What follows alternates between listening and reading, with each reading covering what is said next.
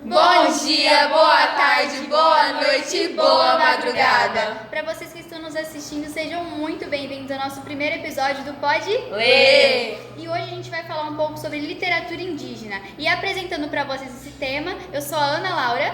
Eu sou a Beatriz, Giovana e Isadora. E nós somos alunas da ETEC de Fernandópolis, do curso da Primeiro Linguagens. Bom, e quando a gente fala de literatura, é preciso entender que ela é a arte das palavras. E além do mais, desconstruir essa padronização de que a literatura ela só vem da escrita. Porque no caso da indígena, ela é produzida com base nas tradições orais. Sim, claro. E as tradições orais, gente, a gente tem que lembrar que também não é só fala, mas as danças, as músicas e os desenhos também. E quando a gente fala dessas tradições, a gente fala de todo o processo criativo que envolve para a elaboração desses projetos. E a gente também volta a falar da padronização da literatura, da parte da estética e tudo isso. E a gente também não pode esquecer, pessoal, sobre as críticas sociais que vêm junto com a literatura indígena, que eles sempre buscam derrubar o preconceito e se mostrarem mais fortes a cada dia, trazendo essa cultura incrível. Eles estão ganhando seu lugar, né? Com certeza. E aproveitando aqui para puxar um pouco autores indígenas como a Eliane Potiguara, a Aline Rochedo Pachamama, A Graça Graúna e o Ailton Krenak. sim, e já trazendo o nosso livro do dia, que é Ideias para Diário Fim do Mundo, do próprio autor Ailton Krenak. Autor esse, gente, que nasceu em 1953. Ele é, na verdade, um líder indígena e ele fez um discurso em 1987 na Assembleia Constituinte. Assembleia Constituinte. E Olha, ficou muito marcado. E essa Assembleia Constituinte foi a responsável, inclusive, pela elaboração da Constituição Federal de 1988. E o Ailton Krenak, ele nasceu ali na região do Rio Doce, em Minas Gerais. E ele é um ambientalista, é poeta, e ele recebeu, inclusive, o título de doutor honoris causa pela Universidade de Brasília. Sim, e o livro aborda bastante sobre a questão ambientalista, humana. Sim. O conceito de humanidade, tem uma parte que ele fala sobre o conceito de humanidade e como a gente usa a violência para justificar as nossas ações, o que é incrível em como ele constrói todo esse conceito no decorrer do livro, abordando assuntos que, se você parar para pensar, você fala, nossa, como que ele consegue pensar nisso? E esse conceito de humanidade, ele é construído gradualmente, porque a cada página ele insere uma informação nova, o que eu acho muito interessante nessa obra. E eu gosto muito que esse livro, ele dá essa conclusão que você reflete no final, você fala, poxa, como isso tudo estava debaixo do meu nariz, eu não percebi nada disso. Eu também tive essa impressão. Sim, é muito, chega a ser doido, como a sua cabeça explode no final desse livro.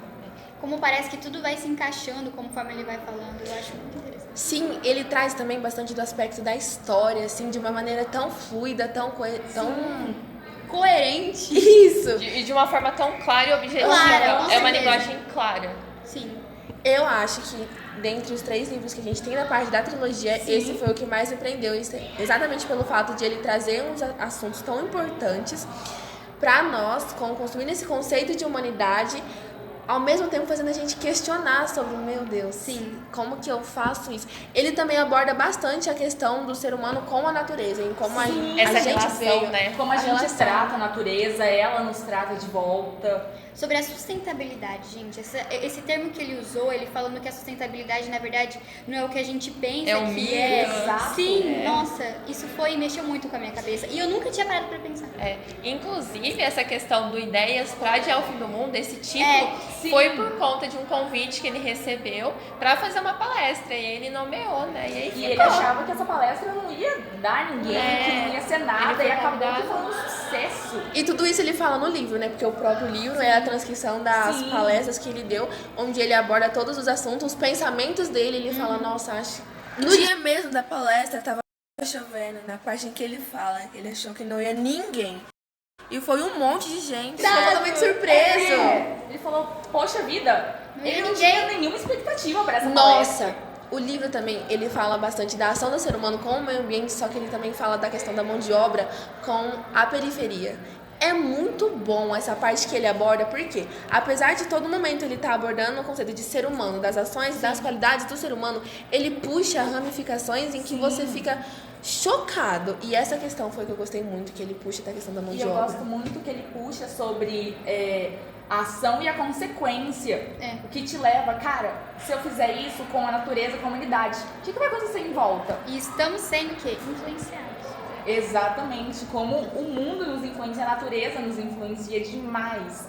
E eu gostei muito de uma parte, levando-se em consideração essa incessante busca pelo consumo, ele fala que desde pequenas as crianças são tratadas como clientes. Sim, Ou seja, essa São questão ensinadas a atuarem como clientes, ou seja, essa questão do consumismo. do consumo. Gente, ele tá vendo? É totalmente incrível.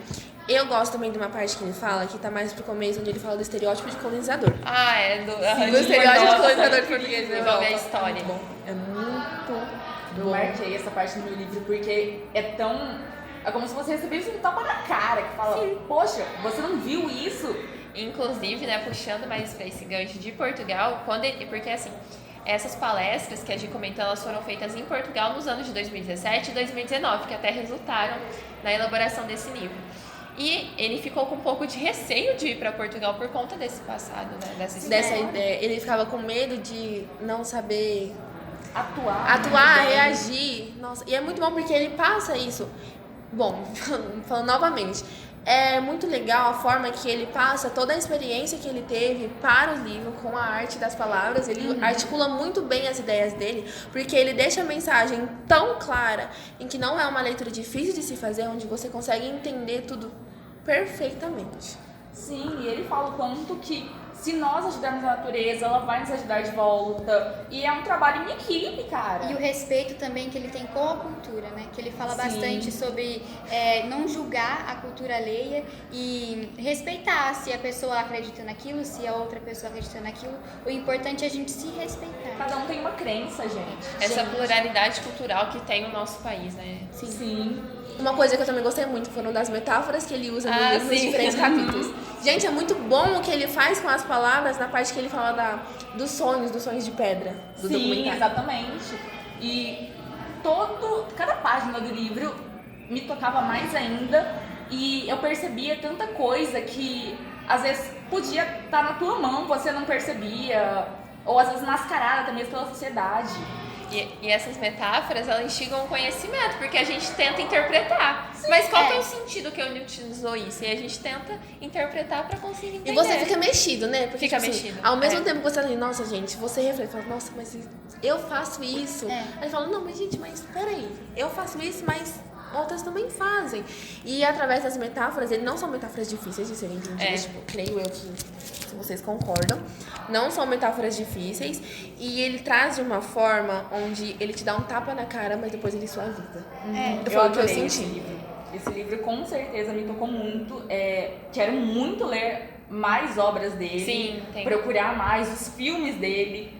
É incrível. Tem um simplesmente documentário incrível. também, né, do Ailton Sim. Krenak. Esse livro é bem recente, ele é de 2019.